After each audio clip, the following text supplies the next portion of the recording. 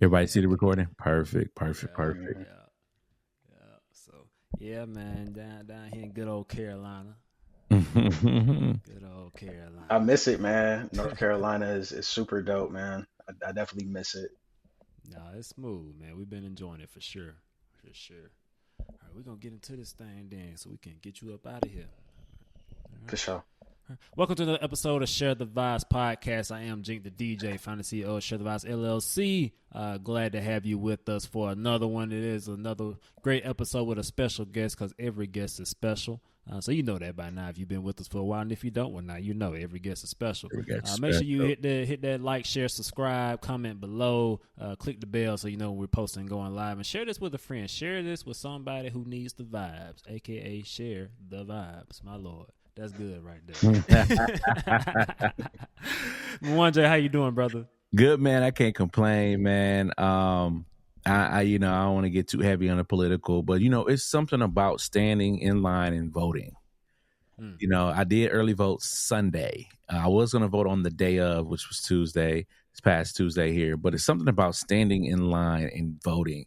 And always, when I think about that, doing that, I just think about all our ancestors that, had to go through the literacy test that was rigged, had to go through just getting mocked and potentially, possibly getting scared off with a shotgun or a gun itself. Just to be now at this point where we can just be in line and just vote, regardless of it was raining at the time too. So, like I said, not to be political, regardless of the outcome, it was just something about just being in that line and voting, man. But other than that, everything's good. Yeah, man, good, man. Yeah, man. We so those listening, yeah, we're recording. I think 2 days after election day. Mm-hmm. We drop our episodes on time. That's how I can tell you when we're recording. So we record. I think it's 2 days after election day. I actually DJ'd at the polls here in the Charlotte area. I'm in Mount Holly, so I was at my polling site. So definitely saw a mixed crowd coming throughout the day. But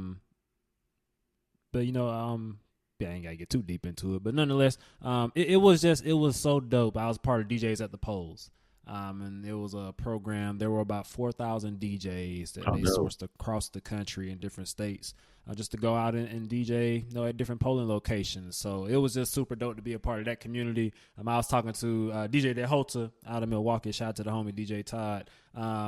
He was just saying it kind of felt like COVID again when everybody was on the IG lives and everything at the same time, and like it just felt like one big party. So now I'm seeing DJ homies in Houston, Atlanta, Milwaukee, and we all doing the same thing at the same time. So that was pretty cool, man. It just gave you a different vantage point of the election. People came up to me, give me information. Some Trump supporters, some Harris supporters, and it was all love though. So. It just further proves the mission of what we're doing here. Share the vibes. I'm cleaning my glasses for those on YouTube, but it proves the mission of here. Share the vibes. Music and technology. They're universal languages, man. It's universal connectors. So we're gonna keep doing what we do. Regardless how you feel about the outcome, we're gonna keep moving forward. And keep connecting people through music and technology because that's what we're here to do. So thank y'all for listening, man. And while we're here, look past me cleaning my glasses and get you one of these beautiful crew necks to keep you warm through the winter. ShareTheVibesLLC.com. Click that link in the bio. It's all in the description. I guess this is a podcast and not a Instagram page. So in the description, not the bio. Oh, man. So that being said, we're going to get it over to our special guest, father of a newborn. Yeah. So we are blessed to have him with us here today because there are a number of places he could be other than with us. He's here. Yeah. So, Mr. Christopher Perceptions, how you doing, brother? Man, day above ground is half the battle. So I'm happy to be here. I'm happy to be in the land of the living, as they say. And even if I'm a little tired, you know, I'm happy to be here. Hey, you're tired, but you're not dead. Mm-hmm. That part. Hey, why the blood running warm? My Lord. That part. Yeah. That's all right. That's all right. So, man, so Christopher here. We can call you Chris, right? Christopher, it's cool. You have to confirm because everybody who has commonly shortened names doesn't like for their names to be shortened. So I like to ask. So we got Christopher here, Christopher Perceptions. Man, we got connected about 2 years ago. Yeah, that was 2022. Christopher was a part of our inaugural Share the Vibes Fest. So he was our, I guess technically our second Share the Vibes Fest workshop presenter, because we had David Murdoch with in your face learning with the VR headsets and everything. So talking about virtual reality and everything in our first one. But the second workshop we had that day was Christopher Perceptions. And I think we got into blockchain and Bitcoin and crypto and all that good stuff. So we try to stay relevant. So Chris has been a supporter of Share the Vibes, from the early days. From our first festival. So we appreciate you and all that you do. He came back and rocked out with us this year and Share the Vibes 3. And we talked about using AI to build generational wealth. So a phenomenal workshop between him and Nadia. I'm still trying to get the audio from that to use it from some way. Another topic for another day, but we're working on it. But nonetheless, man, how you doing, man? Man, just watching life happen at a very rapid pace across various industries and verticals. Since we've touched on the personal side, there's just been so much within the AI space, so much within Bitcoin. The fact that Microsoft is voting, their board is basically like, we don't know, but shareholders are voting on if Microsoft should hold Bitcoin in their corporate treasury.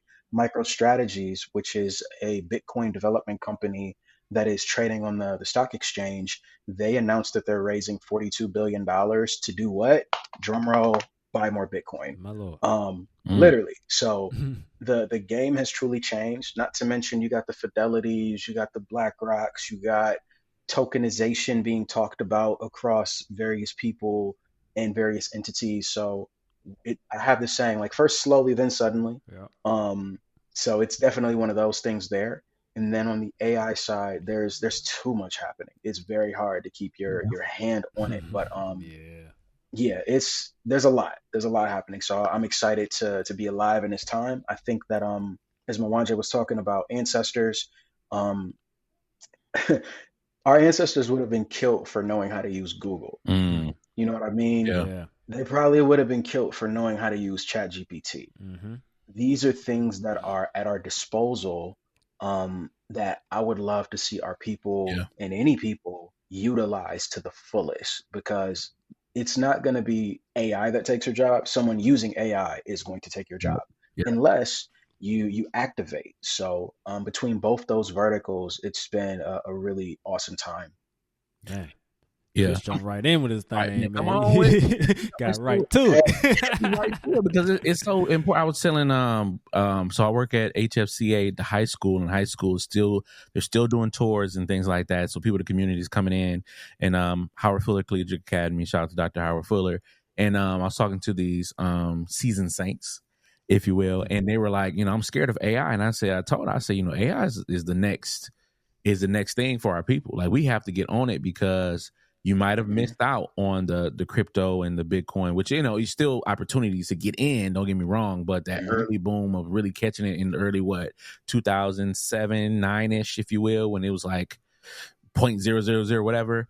But now this opportunity with AI and learning how to use AI, like, don't be scared of it. You got to learn how to use it. Even if you're a seasoned saint, somehow figure out some type of way to understand it so that you won't be scared. And yes, there are some scary aspects to it. I was just cloning my voice on 11 Labs, and it's not there yet, but it's almost there, because I'm trying to figure out ways how to do my own podcast without having to talk anymore. I'm like, okay, if I can get this 11 Labs to record, I can now spit out, 30 episodes in 2 days. So it's some stuff going on, man. So I'm glad you said that, and I'm glad you did say, hey, our ancestors would have been killed over this, because this is an opportunity for get in. And with what's going on in the political climate, we're not far from it. Yeah, man. Yeah, I think there's something to be stated about jurisdictions and politics. Obviously, not to get too political, but for people that don't necessarily like the outcome, for people who do like the outcome, this is just a benchmark. The local voting is where real influence and real change can come. And every community is different. So if local representatives aren't talking about emerging technologies, if they're not addressing the needs of their constituents, then that's just a letter, a visit to the office. And if none of that works, then you know what to do. You can vote. So the local, for people who might feel strict of power, or offline, we were talking, Mwanje, some of your students, how this was like their first time voting and they didn't get what they wanted. And some people might want to throw in the towel, but that's not necessarily what Yeah. you can do when you're a responsible citizen in a democracy. So I didn't stand in lines. I got a lot of moving parts, but I did do a mail-in ballot because, like, while I'm in America, which is going to change within a few years, I wanted to make sure that I did my part. So again, I think that's really important to harp on, but also if you are within a specific vertical, to ensure that you have that represented within your jurisdiction, within your city, within your state as well. Because I think too many people get caught up in like feelings as facts, as Mm-hmm. opposed to industry that is global being able to be represented locally, along with other things as well. So that's my 2 cents on that. Man, a lot in there, and I want to take it a step back, and then we're gonna jump right back in, For sure. because there's a lot to unpack here. So I'm gonna give y'all a chance to breathe a little bit to the listeners and the viewers. So Christopher perceptions, I gotta ask you. I don't think I've asked you this in the two. I really feel like it's been like 3 years, but in the years where I've been knowing you, I haven't asked you this. So I gotta ask you. Is Christopher Perceptions your government name? Maybe that's not the It, right question. Is that your it birth is. name? It is not my birth name, Okay, but there it we is go. So my let me ask the right government name. question. Let me ask the right question. Yeah, but it's my kids' birth names. So yeah, my two daughters and my son, their last name is Perceptions from birth, but mine wasn't. I don't know if I've gone in depth with this story, but I'll share it here. So, my mother is a Christian evangelist. I lived with her, my late grandmother, and my aunt. And my dad, who was in and out of my life, he was a drug dealer. So I saw both worlds up close. Mm-hmm. And not only was he a drug dealer, but he also did voodoo. So I seen some things happen in order for keys to appear. So I could walk down that road, but I don't know if we have enough time. But I had my mother's name because there was some static and whatever. So I couldn't get his last name when I was a kid. But as I got around the paternal side of my family, I noticed a common theme. Like, wait, so my grandfather was a pimp, my dad was a drug dealer, going upside me and my siblings' heads. Huh, there's something that needs to change with men in my family. And I got, God snatched me up and got me right, got me together, and he had me really zero in on the account of Abraham. It's like going from Abram to Abraham. Abram had to leave his father's house. He had to venture to a place that was foreign, that was different. And then he got a new name and a promise through covenant. So with this, God was like, I want to change the perception of men in your family. So I said, woof, all right. And then I began doing, praying and looking into what it is. And then perceptions is what came. So, all right, did the process, went through it, and I've been Christopher Perceptions ever since. Thank you for that story, man. Ever since I met you, I was like, hold on, there's more to this right here. We got to dig into this at some point. So, what a better place to do that? That's powerful, man. All right, so we're gonna walk it back up to the AI and everything. So, Sure. we were talking before you hopped on. The number one and I were listening to some of your music, and I'm listening to the theme. So we're gonna get into this in our vibe talk segment a little bit more. But you were telling your story a bit in there. So, if what I was hearing in your music, translates to real life, it sounds like let's say you experienced some of that journey coming to some of the men in your family. We'll say you were walking a similar path at some point based on what you were sharing in there.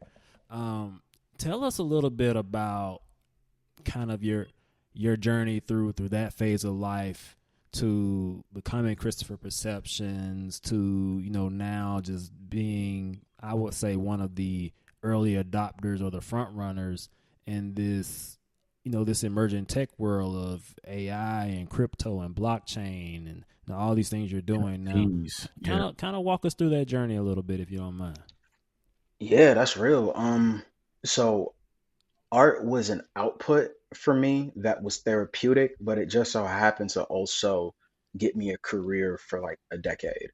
Um, the technology piece was always there.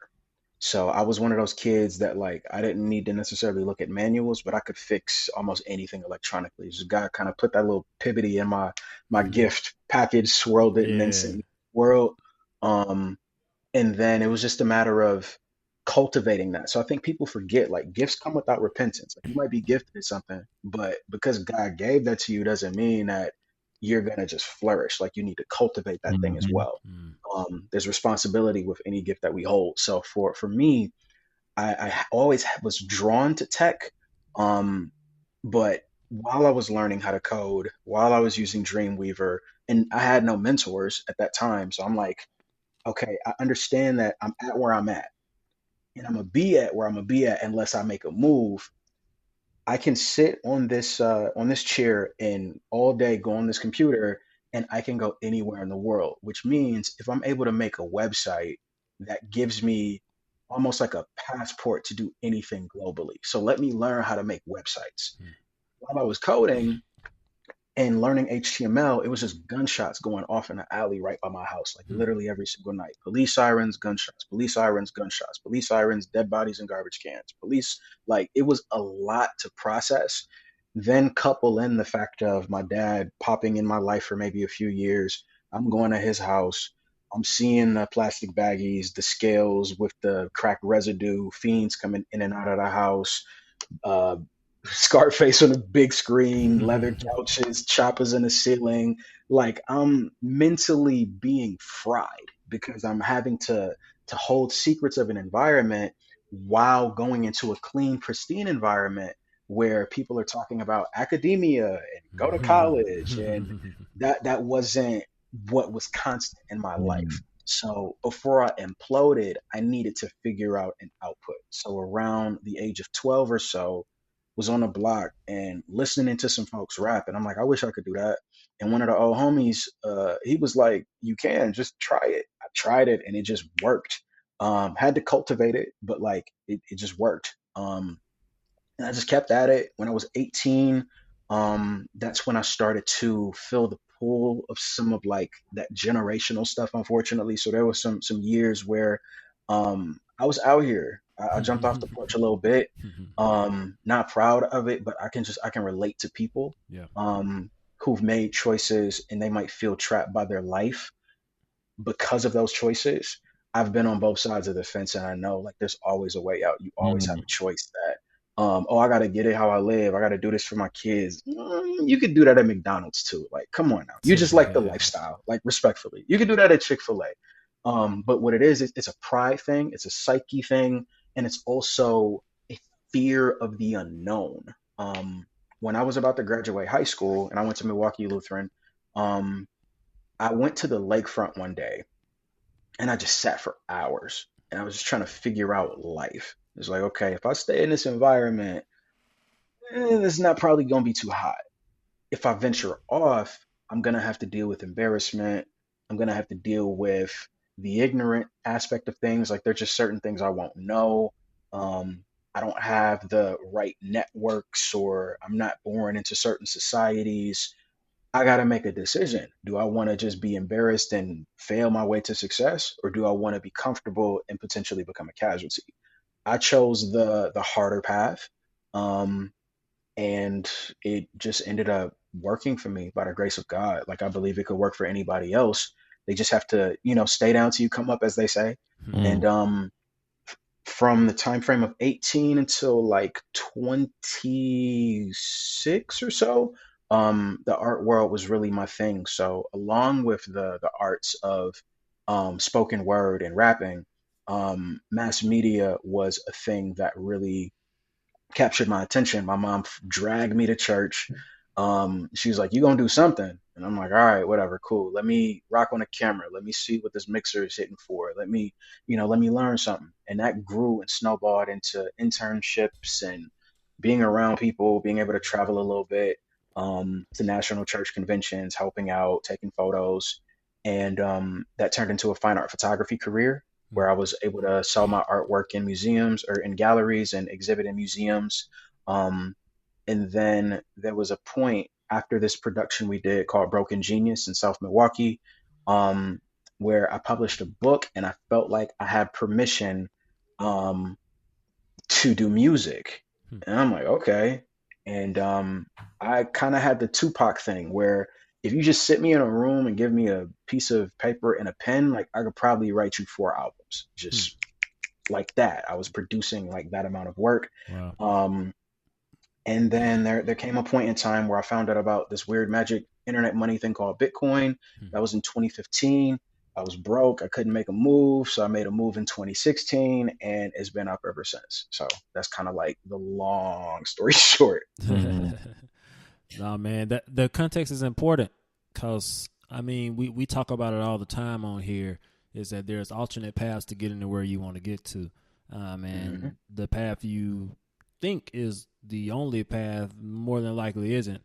And it's probably not the path you're going to be on. So it's important for people to know that, you know, what you see isn't the story. You know, you see where we're at right now, but there's context that gets us to where we are now. There's pretext for the context, you know. So that's thank a you bar. Yeah, it is.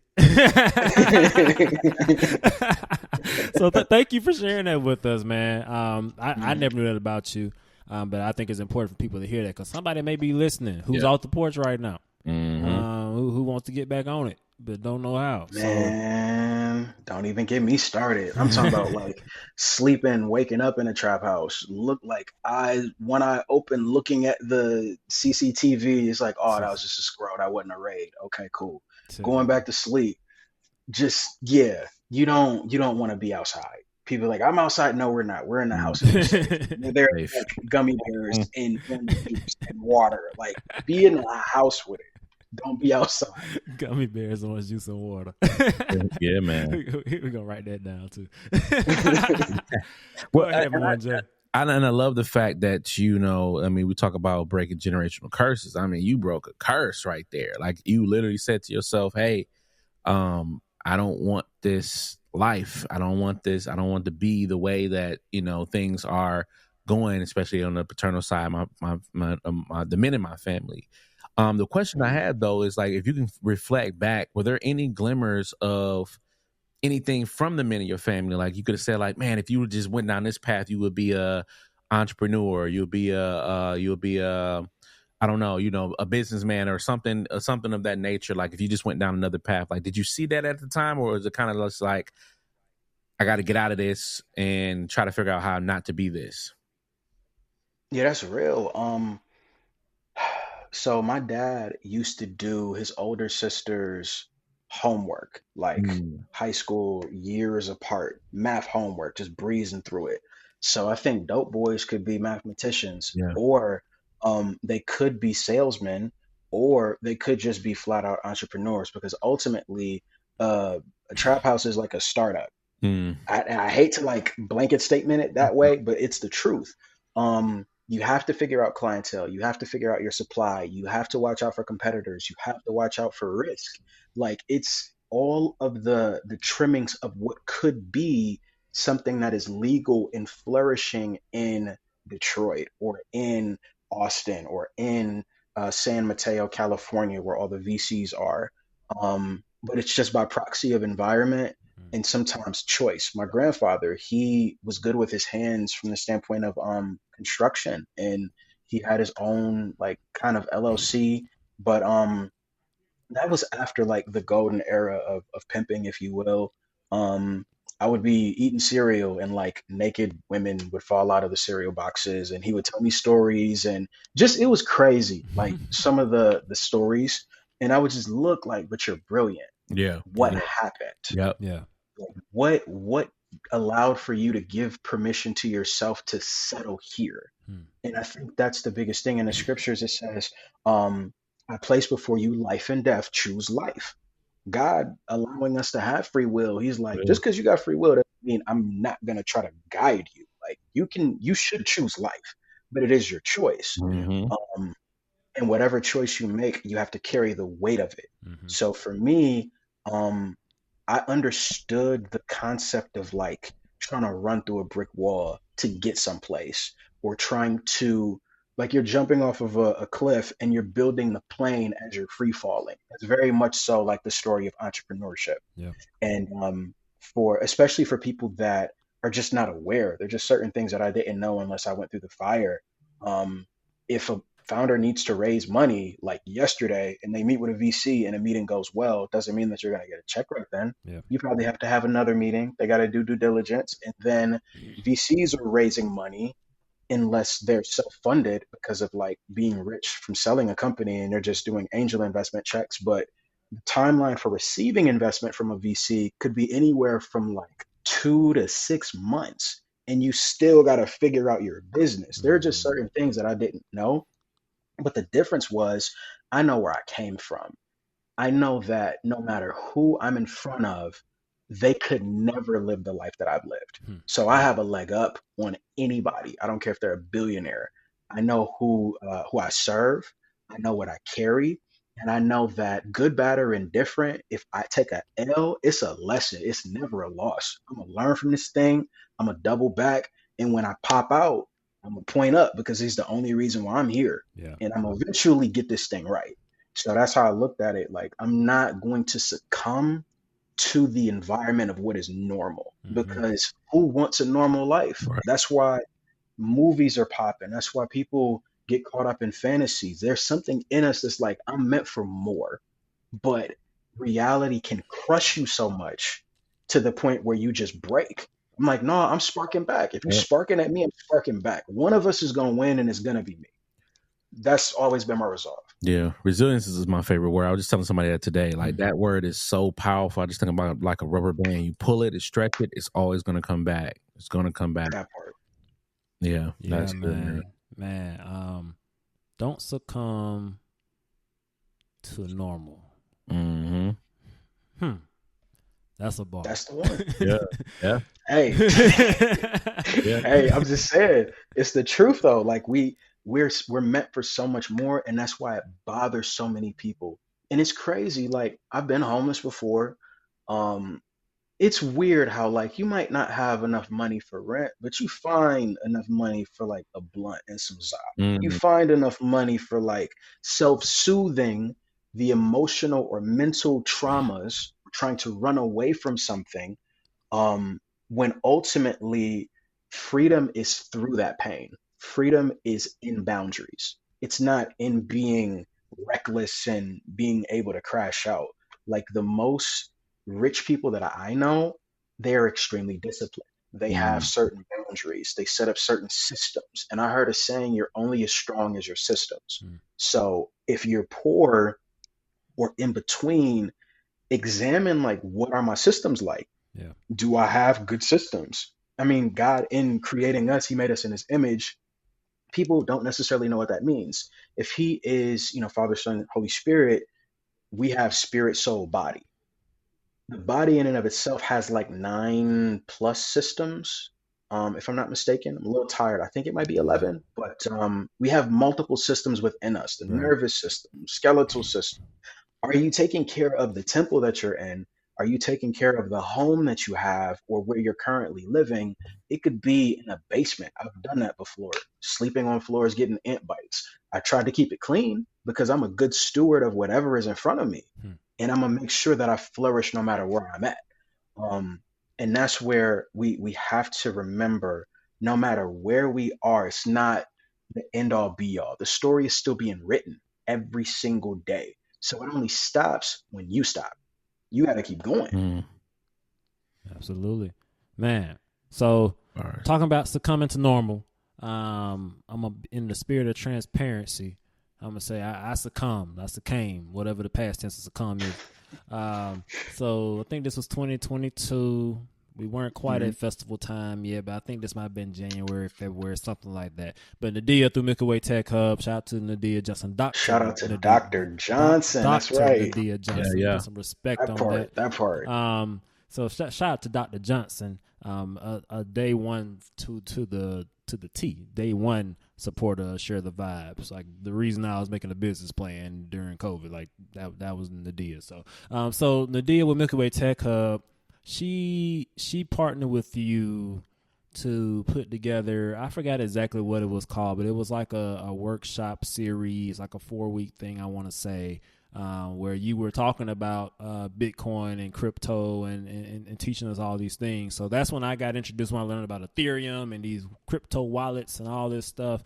So I want to say shortly after that, I just made a Robinhood account. I got a couple stocks, and I said, I'm going to just put a little bit in this Bitcoin thing. This when Doge and GameStop and all this stuff was going crazy. So I said, let me put some things in Doge. And like, I think I had like $77 more a day or two later. I said, I'm in the game. And then it was like, man, it was like Elon Musk was going on Saturday Night Live that weekend. I said, it's about to go up to $1 on Sunday. I'm going to wake up. I'm going to be good. And I was not when I woke up. For like the next year or so, I think it just like was a steady decline. Like Bitcoin's at about 70,000 or something at this point, or close to it. And I was like, all right, yeah, Chris was on to something, yeah. And it just was a steady decline. It just kept going down. So after a while, I was like, man, I need my money. I'm taking my money out. I just got my money back. And through all of this, I'm just watching you. I'm watching your tweets. I didn't say that, but I was watching your tweet. He's like, yeah, hold on, it's gonna come back and whoop, whoop, whoop. I was like, man, I don't know what Chris talking about. And I kid you not, boy, I've been kicking myself so hard this year. Boy, Bitcoin made that come back. Good God Almighty. So that's became the normal. But you have persevered and remained resilient and true to the course. So shout out to you. Yeah, but man. So you say about 2015, 2016, you get introduced to Bitcoin. No, I know at least within these last 3 years, you've been teaching people these concepts and these tools and showing people how to really leverage this. So how did you come into Bitcoin? And what have you? Simple question: what have you learned about it? Over these last 9 years. Man, that's so real, bro. I think the biggest draw for me, one, I was already like a low key techie. But the biggest thing was like the concept of a fair system. That was my drawing point. I didn't think that it was possible in this world to have a financially fair system. And then as I dug deeper, I understood like, wait a minute, I don't have to necessarily build within a centralized confine. Like for people who might not understand, centralized means like single point of failure. Decentralized means you're going to have to strike multiple heads to make this system stop. But every head you strike, like 10 more pop up. So it's very difficult, borderline impossible to kill. So as I'm looking at this, I'm like, okay, this is a financial system. This is a software platform that people can build on, and it's global without any permission needed. So I could send money to a relative in Alaska. They could send money from Alaska to Cape Town. They can go from Cape Town to Tibet, and no one has to approve the wire transfer. Oh, snaps. Like, this is the thing. So from that point on, my main thing and thesis was to build for mass adoption. And the only way that mass adoption can happen is if you have proper infrastructure, but also education. So big on education, just finished a 4-week series with University of Greenwich in London. Was teaching their business analytics program, what it would be like if they deployed applications on Bitcoin, how to do that, what are smart contracts and all. So yeah, man, I think I'll always have education at the forefront of everything that I do, because more times than not, I have to teach people what I'm doing. And I've learned that with my family. I've learned that with friends. It's like, yeah, Chris is doing something on that computer. I just don't understand it. And then like once, headlines happen, it's like, oh, so that's what you were doing like 2 years ago. And I'm like, yeah. But yeah, man, that's what I've learned. That's what my thesis is. And I ultimately think that any marginalized people or a person that might not have a silver spoon in their mouth, they need to look at this, because this is going to be the new thing. Money doesn't ever die. It just changes form. So I think that as the world becomes more digital, they're going to look for digital outputs. and Bitcoin is being acquired and gobbled up by nation states. El Salvador is going to literally beat the IMF, International Monetary Fund, um, through holding Bitcoin, and they buy Bitcoin like every single day. So if it can liberate a country and turn them into basically a first world country, what could it do for your life? Even if you don't have, and I'm looking at the price now, $76,000 for one full Bitcoin, reading about it and just getting maybe $1 worth a day or $20 worth a month, treating it like a savings account. To a point that was brought up earlier, there will be cycles, but what goes down must come up, and what goes up generally will come down. So it's fluid, just like life. There's never like 365 days of I'm balling, I'm winning, I'm up, everything's great, no one's ever pissed me off, pardon my French. Like, all of these different things happen in our life, and it mirrors concerning value. So yeah, it's just cycles. It happens. Yeah. But yeah. Now, for the listener who's not familiar with what you're talking about, just as simply as you can, what is Bitcoin? What is blockchain? Let's just start there. What is Bitcoin? What is blockchain? For sure. So let's use the word. So blocks of data strung together securely like in a chain.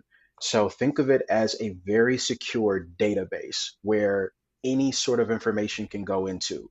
You can put movies on Bitcoin. You can put images on Bitcoin. You can put podcasts on Bitcoin. You can put money in Bitcoin, because at the end of the day, it's just data. How the blockchain is set up is the main premise. So Bitcoin in of itself is a global, decentralized, peer-to-peer payment system that you also can build on as software. Global, decentralized, peer-to-peer payment system that you can build on. And what I like about blockchain, which is interesting, is that people say like, "Oh, it's hackable." Well, it's like a chain, like you said. If you go through one computer, there's more computers that you got to go through, and it's very difficult for someone to try to hack it. Which is why a lot of people are using blockchain technology. And if you could talk a little bit about smart contracts too, because I think that's super dope as well. What smart contracts can do and how that could just change your whole business process, especially like, say, for instance, you're a contractor or, and you're doing somebody's house, and how blockchain is and the smart contract can just automatically pay me. And you don't have to sit there and wait on that invoice like I'm currently doing right now with some people. But, yeah, I understand that for sure. So I think the simplest way I could describe a smart contract, it is logic that does not need you in order to operate. So if you were to create a share the vibe smart contract where anytime a person clicks on the website, it automatically sends them something to their wallet, and you step away for, let's say, 2 years from share the vibes. Maybe you hit the lottery and you traveling around the world on a cruise or something. Then you double back after you've like rested for 2 years.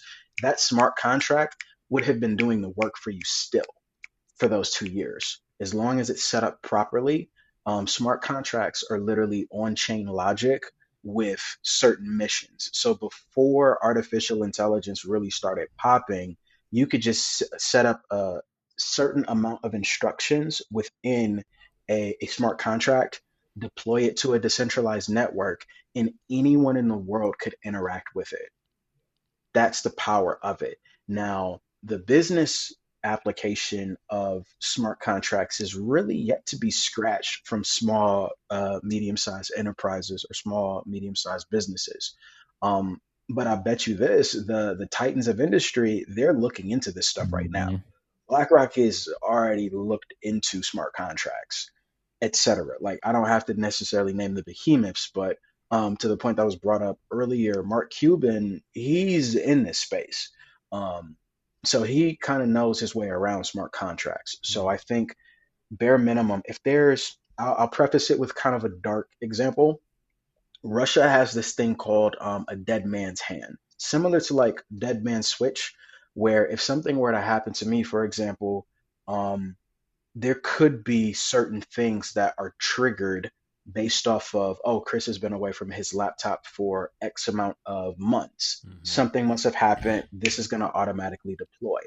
Russia has that where if there is a temperature drop based off of nuclear fallout and it's not able to find a pulse anywhere on Russia, it's sending everything that it has to the opposite direction where it came from, no matter if people in Russia are alive or not.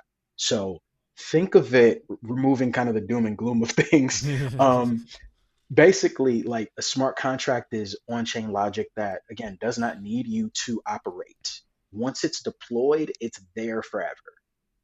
So make that plain for me now. So I DJ. Let's just keep it simple. I'm gonna make me a smart DJ contract. DJ, boom.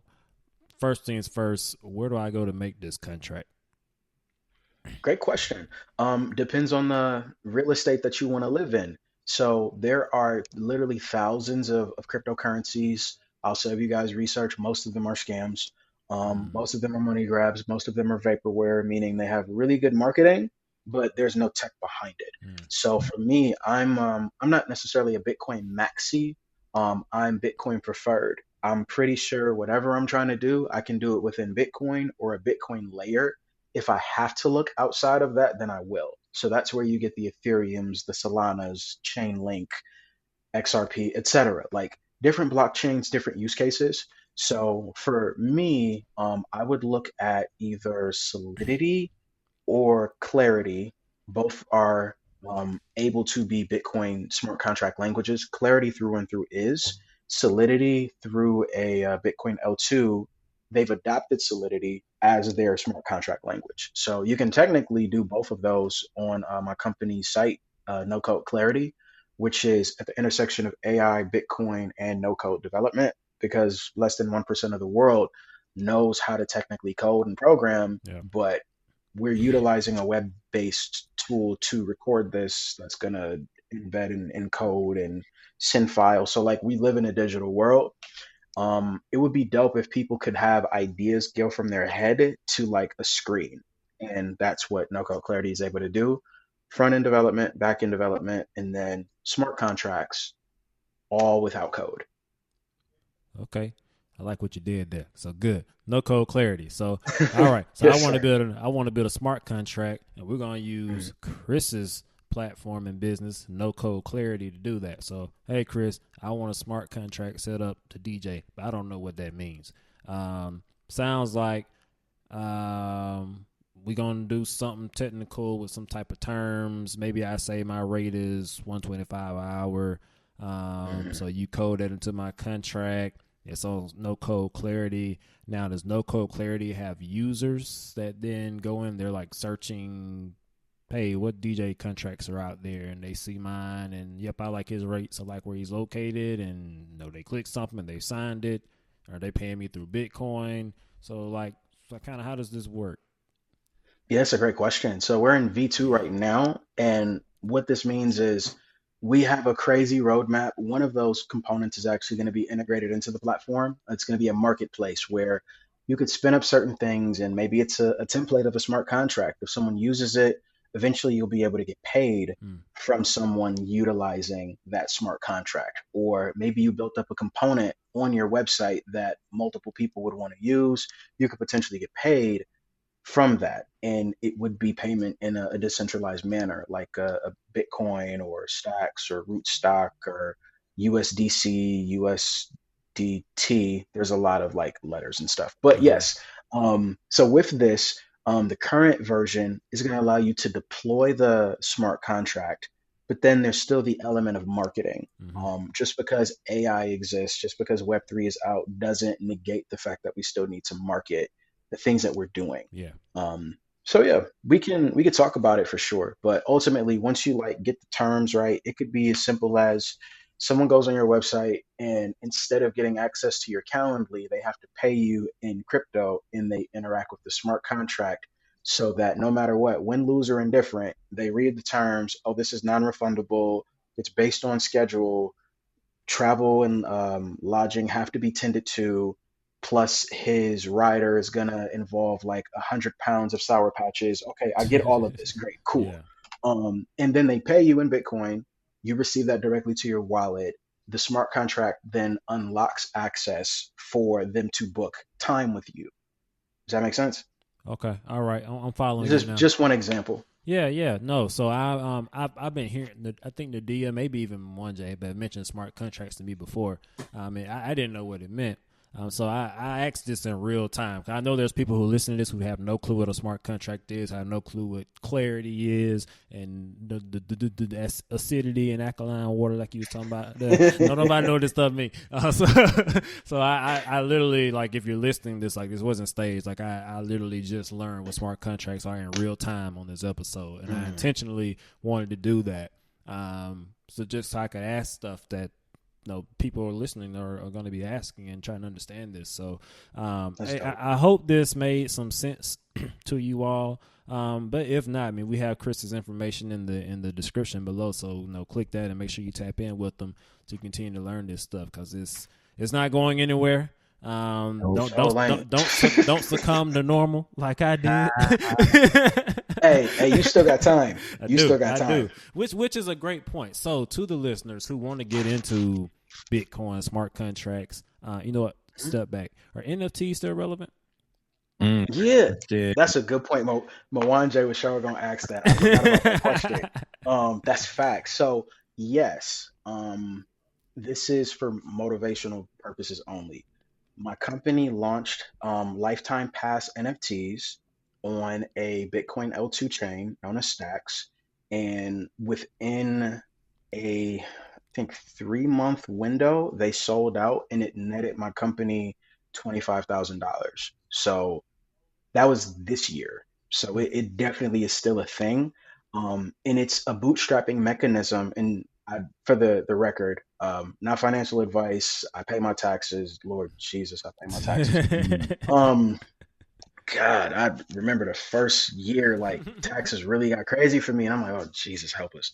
But I'm rubbing my face and everything for real. But yeah, like, motivational purposes only. It serves as a bootstrapping mechanism where I don't necessarily have to go the VC route or venture capital route. I don't have to pitch to like 100 VCs for them all to tell me you're early. I don't like your business model. You should tweak this, and then come back to me 4 months from now. Been there, done that, bought the t-shirt, hated it. There are ways where you could still utilize NFTs and interweave them into what it is that you're doing. But the biggest thing is marketing. You still have to market, and it still has to be a viable business. Just because you slap AI on it, AI isn't the product, it's the feature. Yeah. Web3 isn't the product, it's the feature. You still need to make sure that you have a viable business. And this is where I do consulting for like a lot of founders, and I advise, and I want to help them like navigate the shark infested waters of business in a new world, especially with like AI and Web3 outputs. So yeah. That's a great point, because I didn't even think about using it as a bootstrapping mechanism. So the bootstrapping piece would be, hey, I bought the NFT. Well, you said it. So you buy the NFT for a lifetime pass to your company, and so they get access to all the versions that is going to come out into the finished product. Now, are you basically saying like, okay, now that you have this access, if the NFT goes up, then they still making money off that as well too, or they can sell it, or Okay. Yep. So anytime a lifetime pass is sold on the secondary marketplace, my company gets a royalty forever. Yeah. As long as sales are happening, we get a royalty from that. And if you're a holder of the lifetime pass and you want to sell it, you get 90-ish% of that upside as well. So whatever you price it at, if it sells, most of that goes to you. A small portion goes to the marketplace. A small portion goes to my company. Yeah.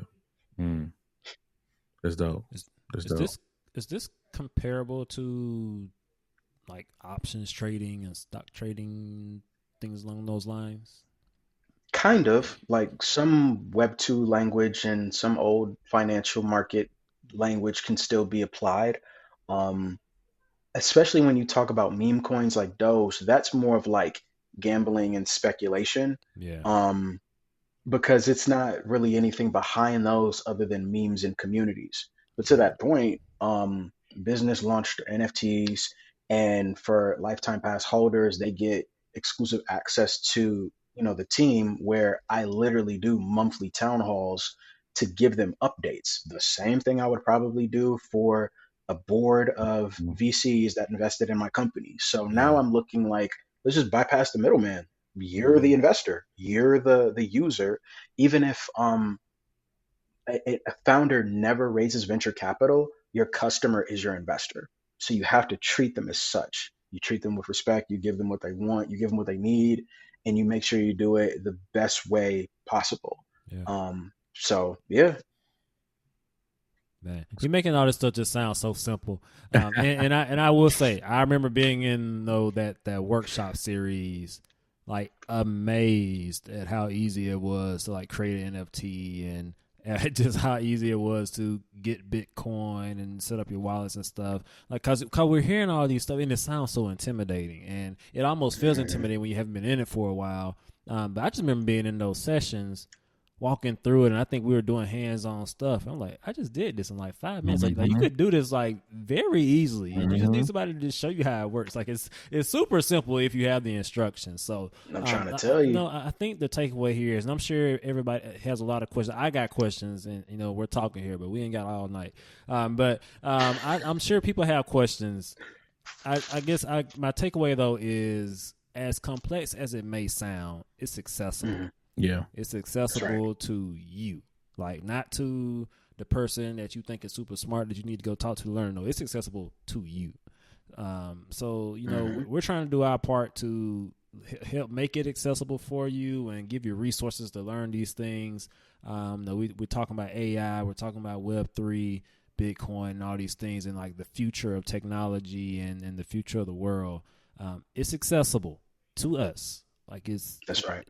It's accessible to us. That's my takeaway for you, and everything we were just talking about. So thank you for sharing that with us. Now we talked about a little bit earlier. You alluded to it, but we're gonna go a little deeper there. So you said you had a little you got exposed to some rapping coming along, and you said, I wish I could do that. And then you said you go in the booth and you like Tupac and writing 4 albums down. Chill out. So man, so we done went off the porch back in the house with our gummy bears. Played around with music and arts a little bit, and I know we're doing our Bitcoin thing, teaching in London and all this stuff. University of Greenwich. But you're also a musician. You're an artist. So, what's been the intersection, if you will, between your tech journey and your music journey? Ooh, that's a heavy one. Well, Mwanje asked, am I going to be releasing these next 30 tracks as NFTs? Because I've been focusing so hard on like making sure my systems are good. Because you're only as strong as your systems. Yeah. Once the systems are like to a point where things is cracking, I could step away for like maybe a month or so, or at least 2 weeks, and just live in the studio for a time and get these 30 tracks out of me. But once they're done, what's the distribution timeline look like? Because most of my listeners, I have global reach, but not all of my listeners are Web3. So I have to like bridge to a point. But same thing if I'm marketing and I want to use some music and I don't want to have like a copyright infringement, mute my video, I could just use some unreleased music.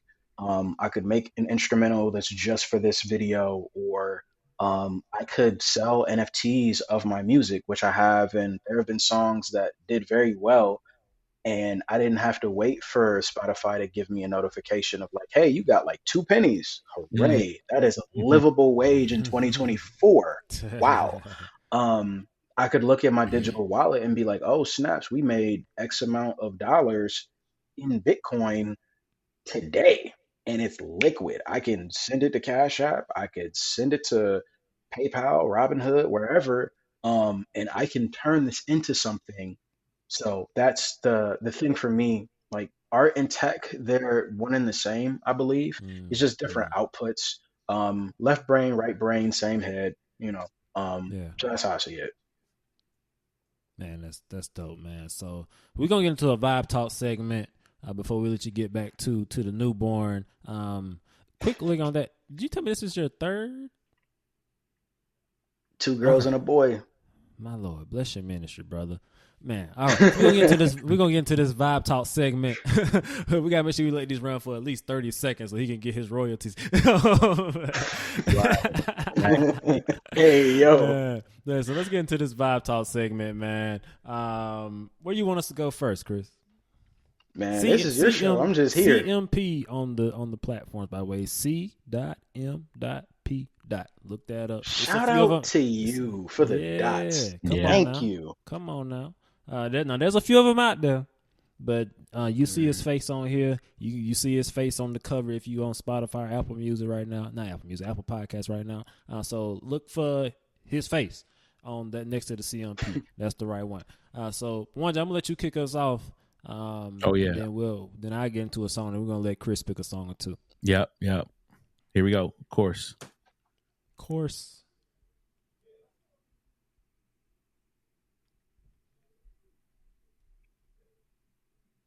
I gotta look up a song now. Of course, it's not coursing. Over the course of life, you see a lot, right?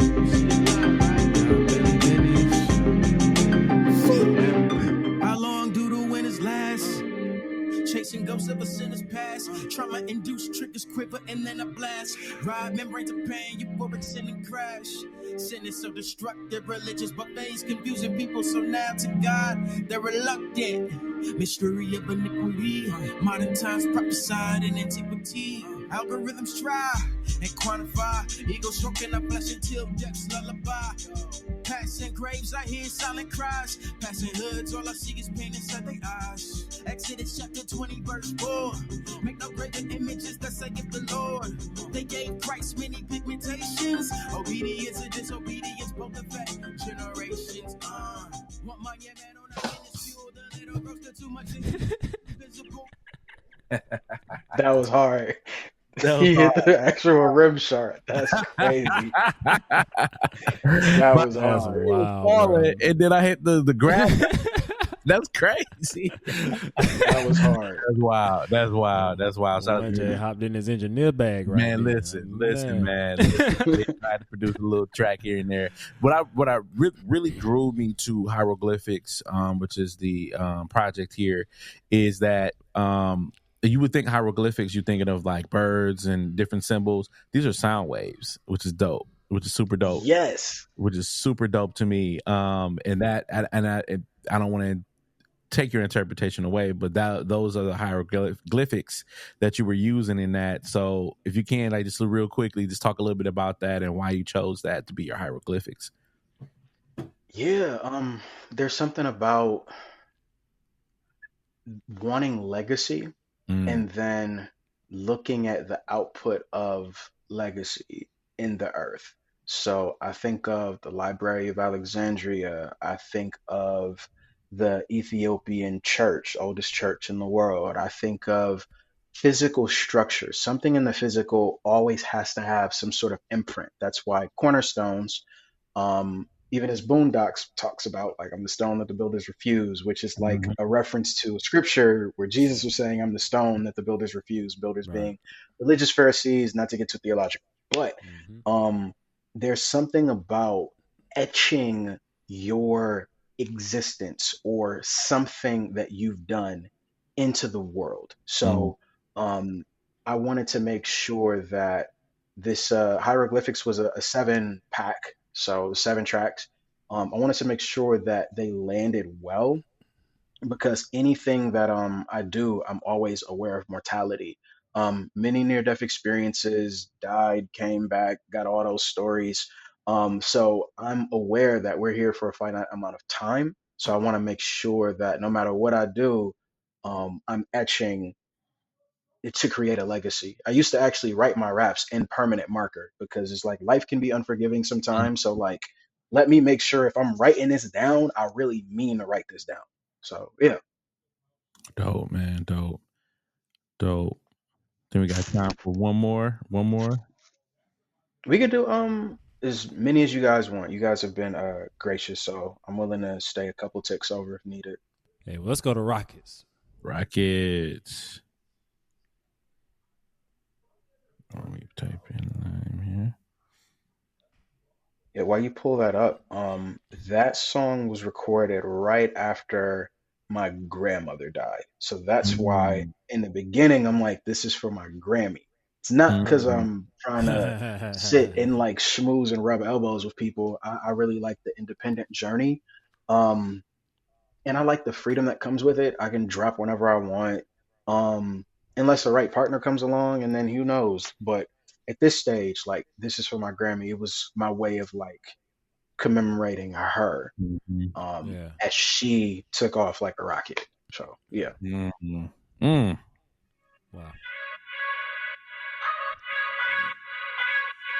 This one for my Grammy.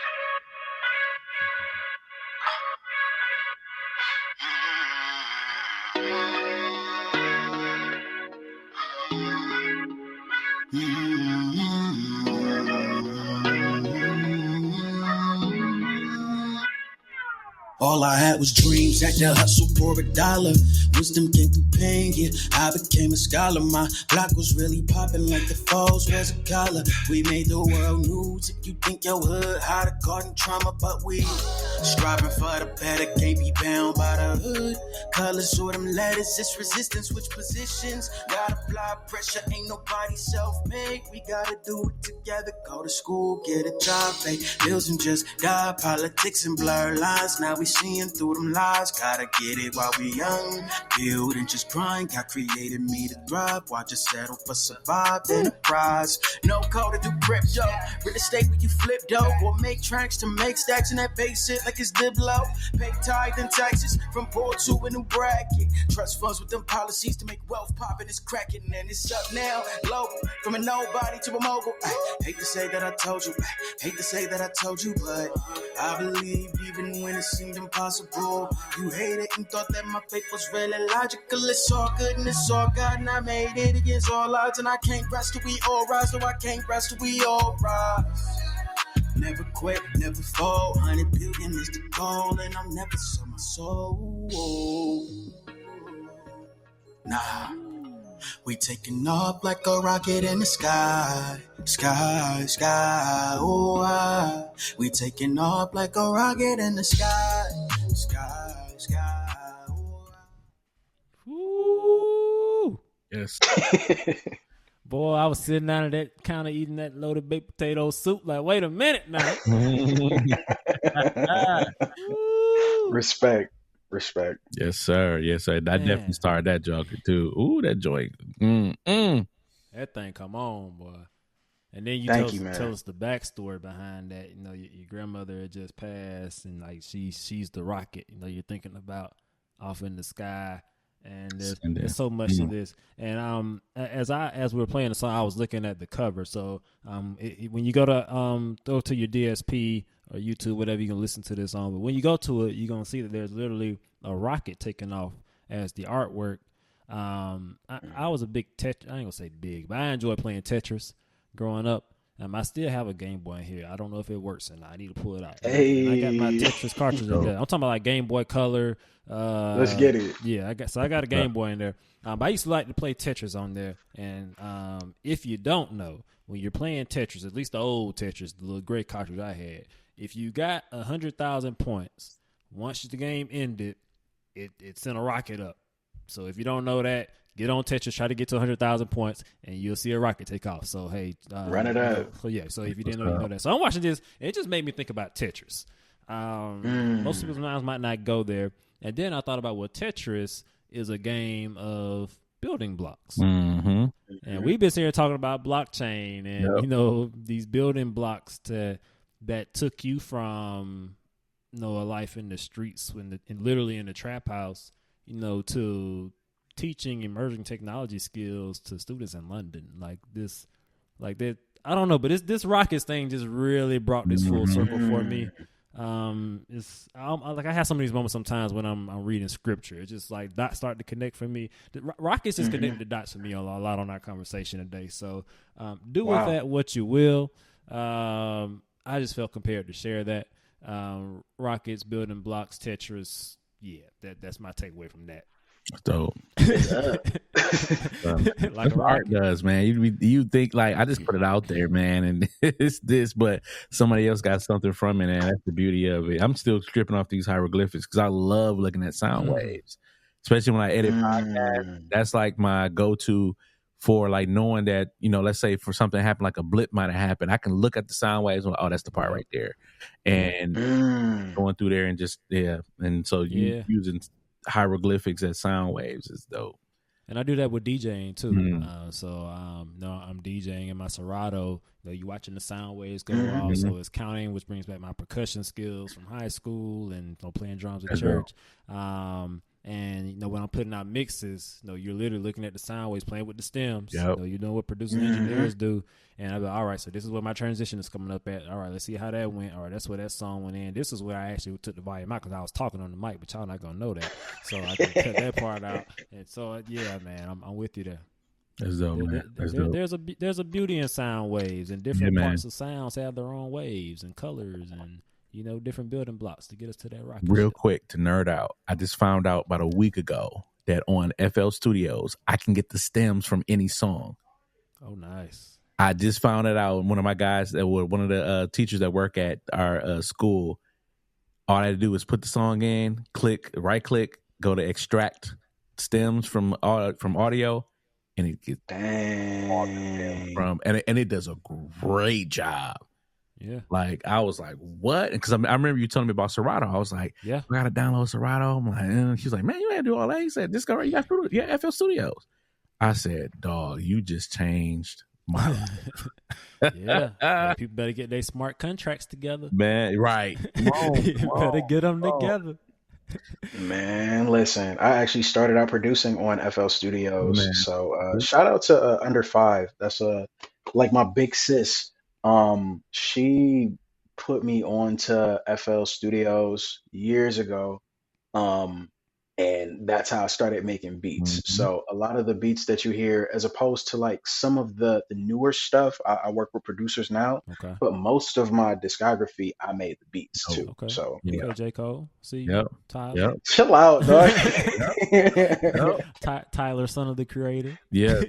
Chill out, son of the creator. I appreciate that. What record was that, Devin, we was listening to right before Christopher got on? It was, and I said, we was like, he sounded like Lupe on this. Hold on.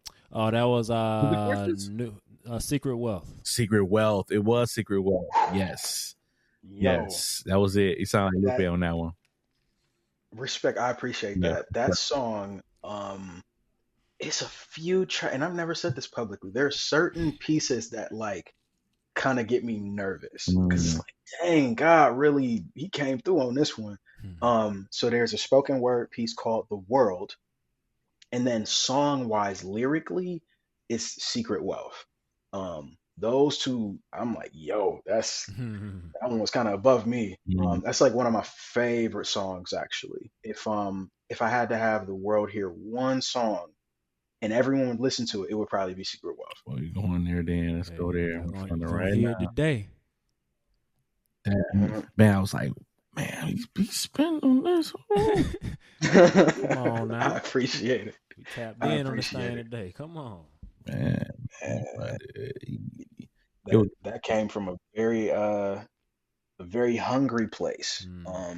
There was a lot happening personally, and I'm reading in the scriptures. It's like, all right, God, I need you to come through and this and that. And scripture pops out during my Devo time, and says, I'm the one that gives you the power to create wealth. And then in the book of Isaiah, it talks about how he knows where the secret wealth is. So it's like, let me curate this prayer. And then the prayer turned into a song. Dope. Come on now. Isaiah 60 verse 5. Yep, they're the scriptures. CMP. Isaiah 45 verse 3. CMP. In his name, I can have what I asked for.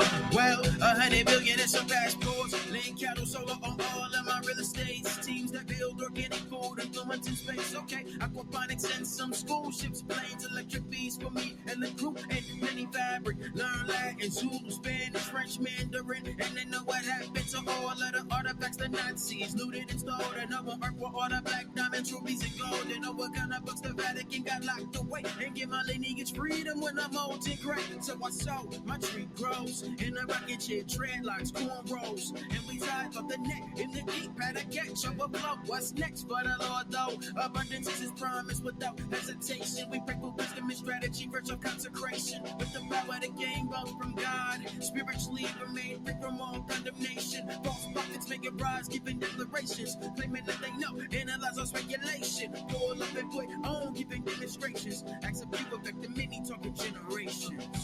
Secret wealth. Secret wealth. Secret wealth. Hey. I'm not blessed just for myself. Secret wealth. That was Secret Wealth, talking that talk. Woo. Respect. I appreciate it. Oh. I appreciate it.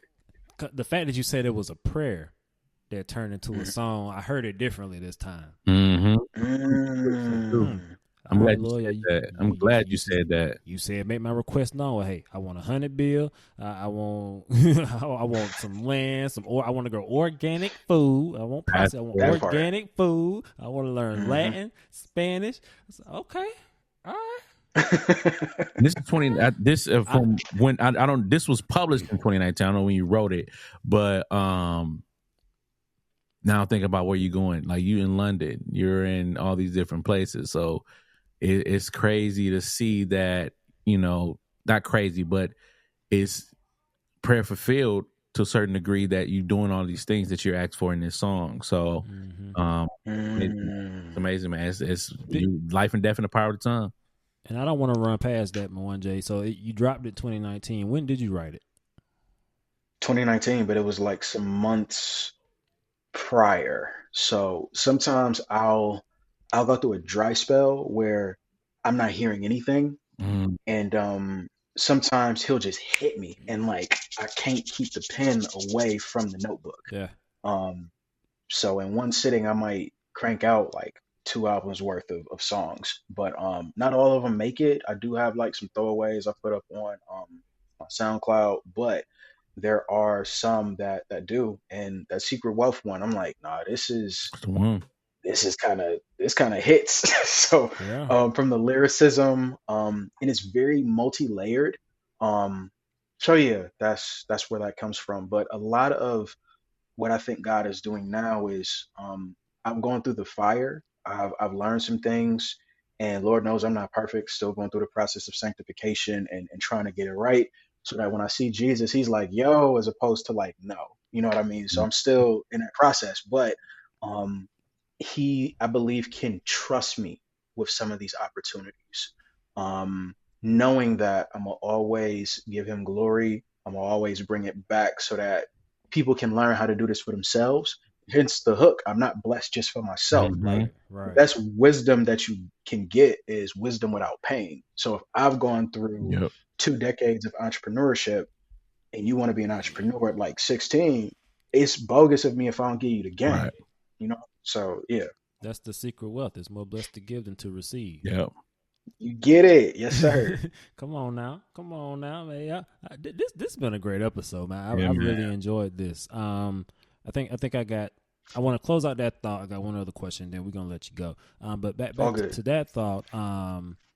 So I was getting somewhere with that. So you wrote it 2019. Now you said you got introduced to Bitcoin around 2015. How was Bitcoin performing around this time? Good question.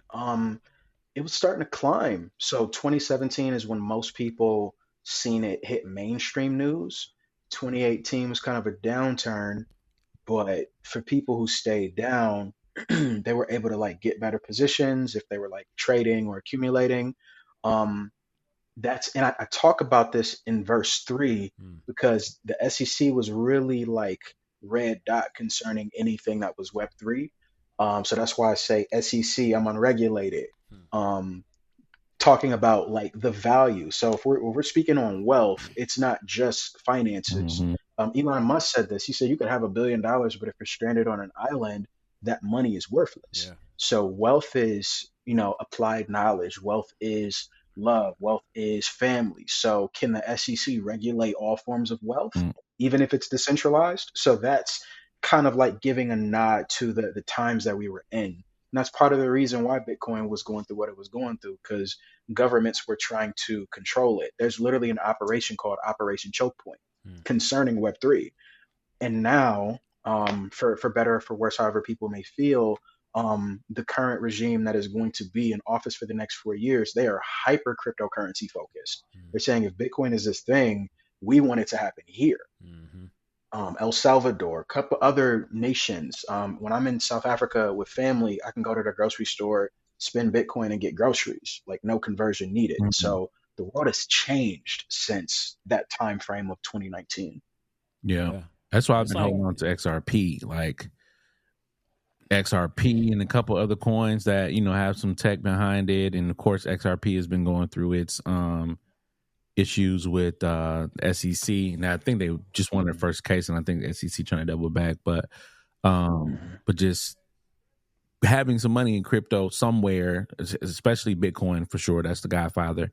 But just having some digital currency back, because you just never know what's going to happen. As you said, like, you'd be able to buy pizza. I was just reading not too long ago, but a man bought a house with his Bitcoin and ended up actually, his value actually turned into $1 million, because at the time Bitcoin was like, I think it was like $750, and then it had a surge, and he bought a Lamborghini with the money that he made from Bitcoin. So like now turning your house into this investment that goes up and down, you know, depending on the market, of course. But yeah, it's there. We just got to teach our people really how to do it and put little. Look, I was thinking about, because I remember a long time ago you were talking about having churches invest in Bitcoin, and having churches actually use that as an opportunity for, you know, you can pay your tithes with Bitcoin. And like, I know that's like far preaching, because our black churches, they just want, you know, they not just want, but they see it in money terms. Yeah. The future would be paying your money in Bitcoin. I remember telling my pastor that, he was like, I need to learn more about it, but I never followed up with him. Kind of young enough to still kind of get it, but yeah, man, that's the future. That's the future. If you want wealth in the black church and churches in general. I agree 1,000%. I think instead of fish fries to repair a roof, if a church is holding a Bitcoin, and again, not financial advice, but if a church is holding a Bitcoin, they can do what real estate developers do. They pull equity out, they take a loan against it, and then that loan is not taxable. Same thing is happening with Bitcoin. People are literally MicroStrategies. They're raising $42 billion. Like I said earlier, they want to become a Bitcoin bank. It's strategies out here. It's plays to be made. I just want our people, and any marginalized people, any people, to know like what's possible, so that they can make strategic moves. Yeah, man. This has been so good, man. And I asked what I was asking about where Bitcoin was. So I was trying to understand your state of mind when you wrote Secret Wealth, when you're praying for the things you're praying. That's not a normal prayer. Like that's different. So I just want to understand like your frame of mind and get the context around where you were when you put that together and put that out. Like, man said, I want to see the documents that the Nazis looted. Yep. Like, who's thinking about that? Yeah, man. I'm just saying, like, you got this mile-long library that no one can explore. Like, why is that? I'm trying to, you know, trying to see what that's like Mike Epps says in that gif. For real, I'm trying to see. For real, I'm trying to see what that's like, because a lot of people speculate that they got books from the Library of Alexandria there. And a couple other like 1st century, 2nd century books. So it's like that level of knowledge. They're saying that they're digitizing it. So I might get that prayer request cracked too, by the grace of God. But you have to be invited to have access to the physical library, and it's timed. Like, you can't just explore. So it's like, why is that? Yeah. I'm trying to see what that's like, you know? Yeah. Where is that, the Library of Alexandria? Well, that's gone. Okay. They burned it many years ago, but they're speculating that books from the Library of Alexandria could be held by the Vatican in that library. Okay, all right. Yeah. I was like, if it got burnt down and looted, then how they digitizing it if it ain't there? But okay, all right, I'm with you now. Okay, I'm here. All right. So my last question. So hey, father of 3, 2 girls, 1 son. I mean, one fresh off the press. So we rescheduled the podcast. It's so fresh. So so father Yes, of 3. And we had this workshop at Shared Advice Fest about using AI to build generational wealth. So how are you as a father of 3 leveraging what you've learned and what you're continuing to do through your business no code clarity with Bitcoin and blockchain and all this Web3, all this stuff you're learning with tech? How are you leveraging that to build generational wealth for your family? Oh man. Ooh, that's a loaded question. So I have this saying is God, family, business. Probably hear it in music, probably seen it in tweets or Instagram posts or Facebook posts. That's like a reminder to me of like to keep the main thing in that order.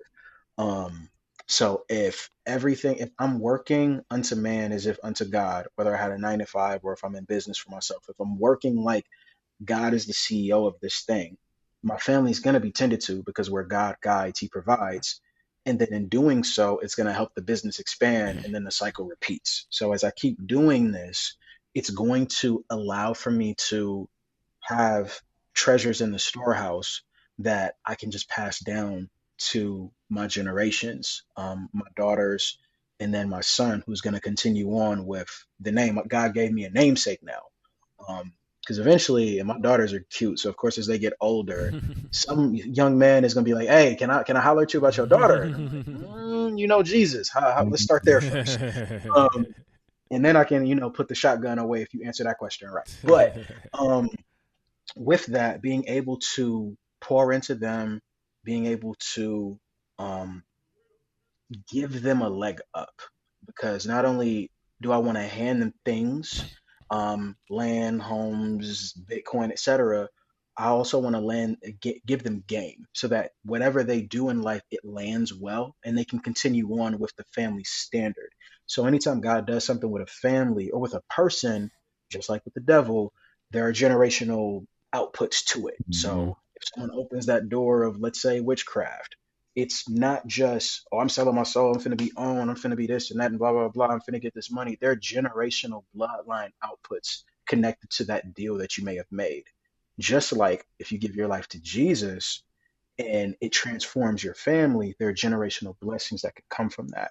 So the standard in which the treasures are acquired, righteous means, legal means, and then you put the super on that supernatural effect is going to make that multiplier 100-fold.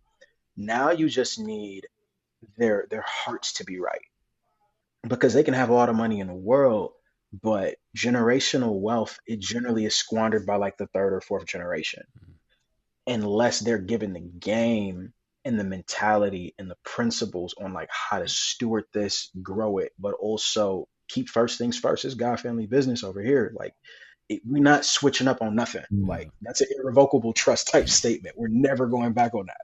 So as long as you keep within this, everything is going to work fine.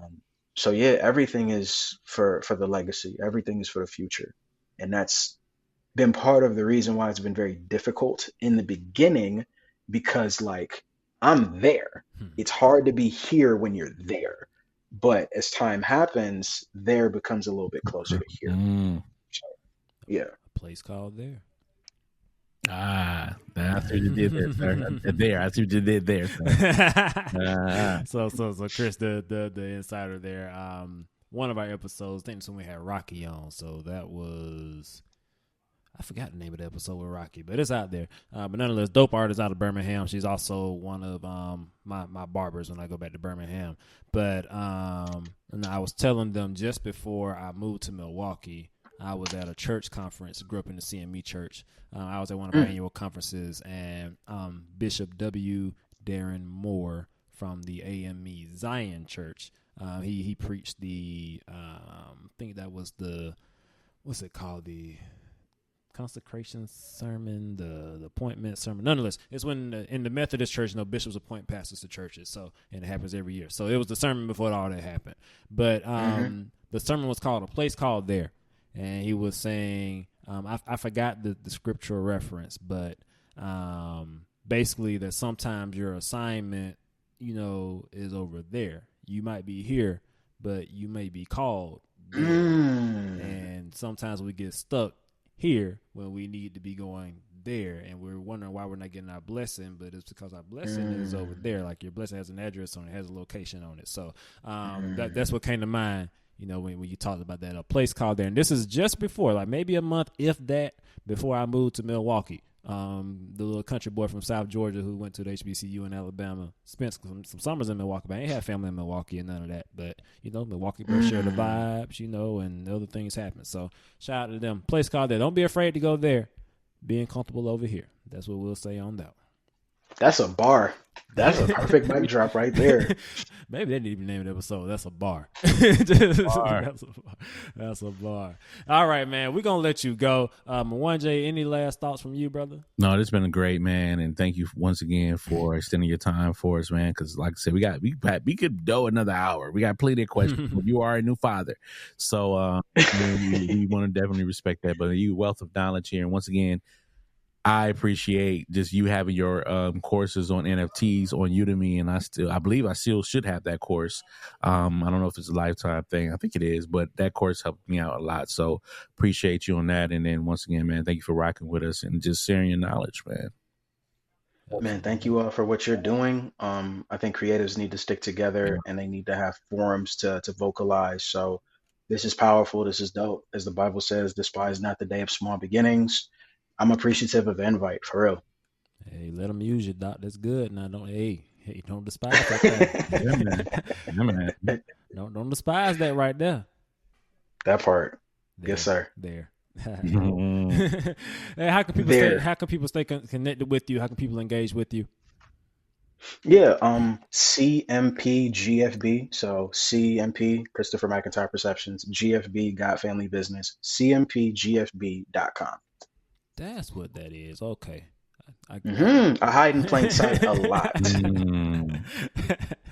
CMPGFB. I got that right? CMPGFB.com. There we go. Well, good stuff, man. Hey, you click that link in the description. Make sure you connect with Chris. We got the website in there. We got his social media in there. So tap in. You can see, hey, approachable brother who knows a lot and just tapped in with the higher powers. So glad to have you with us. Thanks for sharing these vibes with us and our listeners. This is much appreciated. Hey, the technology, the emerging technology, the things that's going on in this world, like it is accessible to you, the one listening right now. Not your mama, not your cousin, them, not the guy that's at Harvard that you know. It's accessible to you. That's a fact. And we've brought you 1 degree closer to somebody who can help you understand how to access it. So take advantage. That's what we're here to do. Educate and connect through music and technology. So thank you. Thank you to all the listeners again. Click like, share, subscribe, comment below, hit that bell, share this with somebody who needs to hear this. They need to hear it. Share it. Just do it now. Just share it. Pause, click the little arrow, share it, come back and finish up. We wrapping up. But yeah, hey, run up the streams on the music. Go to University of Greenwich and tap in with the course, whatever you got to do, man. But we appreciate you for listening. Thank you for coming through, Chris. This has been great. Man, powerful and on so many levels. So thank you. And I think this is the perfect episode to kick off the post-election season, if you will. Just giving us some tools to do what you need to do to stay relevant and stay prosperous and be grounded in some type of stability, regardless of how you feel about the outcomes. The outcome is the outcome. So what do you do now? What's next? We'll give you some tools for that. So that being said, thank you for listening. Until next time, stay safe, stay blessed, keep sharing the vibes. Peace. Peace.